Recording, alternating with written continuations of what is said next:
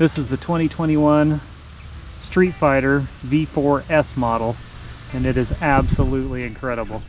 208 horsepower, quick shift up and down, ridiculous power in a 430 pound package. Unbelievable.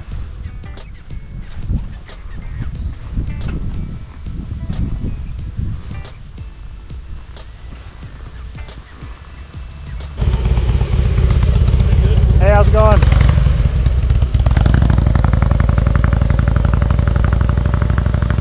Another misguided Harley rider. It's okay. I don't blame them. Can't help it if their parents hated them.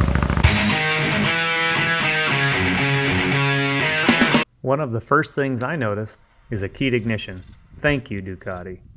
The next thing I noticed was the sound. There is nothing that sounds like these Ducati V4s. Well, enough looking at this thing, let's go ride it. I think one of the first things you're going to notice is maybe one of the Street Fighter's worst traits, and that is very limited turning ability at slow speed. I think one of the most amazing things about this bike is its versatility. It's so easy to ride. It has so much power, it's ridiculous, but it is so easy to ride. The seating position is very comfortable, especially considering that you're basically riding a Panigale with some lifted up bars and less bodywork. For me, it's always fun to see a motorcycle's heritage. So let's take a quick trip back in history and see what the boys from Bologna have been up to. Ducati was founded in 1926 by a father and three sons who initially started making things like vacuum tubes and condensers, as well as other radio components. Their factory was leveled, though, in World War II by Operation Pancake, which involved about 700 aircraft flying from airfields in the province of Foggia. After the war, they developed a small engine. Its original intent was to be mounted on bicycles. It wasn't long, however, until they started manufacturing their own motorcycle. In the 60s, Ducati earned its place in motorcycling history by producing the fastest 250cc road bike then available, the Mach 1. In the 70s, the Big V twins came about, as well as the desmodromic valve design.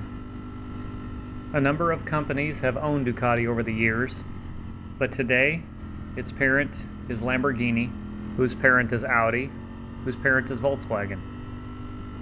Regardless of its ownership, Ducati has always been on the forefront of motorcycle technology, and today's bikes are no exception. Since I'm on a Street Fighter today, it might be interesting to talk about the Street Fighter history. Damian Bassett designed the bike, and it came in three variations: the 1099, the Street Fighter S1099, and the Street Fighter 848, 849 from 2011 to 2015. It's back on the scene today, however, with a new V4 power plant that produces 208 horsepower and lots of fun. It's difficult to talk about Ducati without talking about that V4, which is a counter-rotating V4 90-degree engine, 1103 cc's, which is 100 cc's larger than the R model. Interestingly enough, Ducati claims another 8 horsepower in the Panigale engine and another 20 horsepower in the R engine. The funny thing is about a Street Fighter is it's fun to ride at any pace, but a complete monster if you want it to be.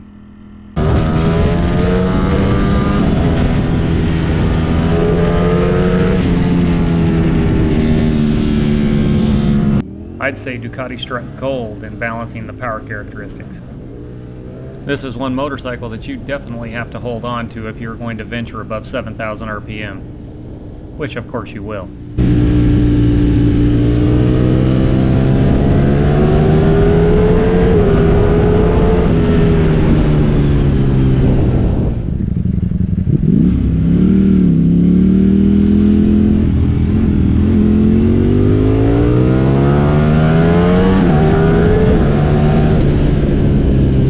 Street Fighter has a 5-inch TFT display, which is clear, concise, and easy to use. It also features a number of rider aids, which are really nice to have. Traction control, wheelie control, ABS, and Ducati Power Launch are just a few of the really neat features. The S model features semi-active Öhlins, Nix 30 fork, and TTX 36 rear shock, as well as an Öhlins steering damper.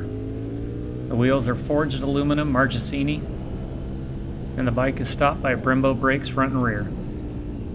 The rider modes are fun to play with, but sport mode seems to be the best compromise for aggressive riding and comfort on less than ideal road conditions, which we would normally encounter on a day like today. The bike feels very small, and even the shortest riders are going to enjoy a nice, comfortable, flat-footed plant while stopped. I commented to the dealer that it's preposterous that a motorcycle with this much power can even be street legal, but it's ridiculously fun and addicting to hammer on it. And that motor, when it gets wound up, there's nothing like it.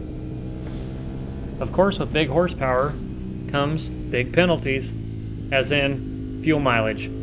It sucks. In fact, you'll be lucky if that 4-gallon tank takes you 100 miles, and that's no joke. Outside of that slow speed steering issue, the only other negative thing that I can think about with the V4S is the price. And well, what do they say? You gotta pay the price for feeling nice. And it sure feels nice when you go blow the doors off of your buddy's Super Fluke, even after it's been modified.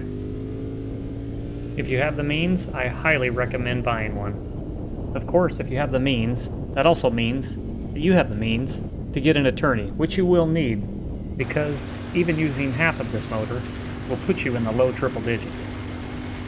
And well, how much fun is it to use half this motor?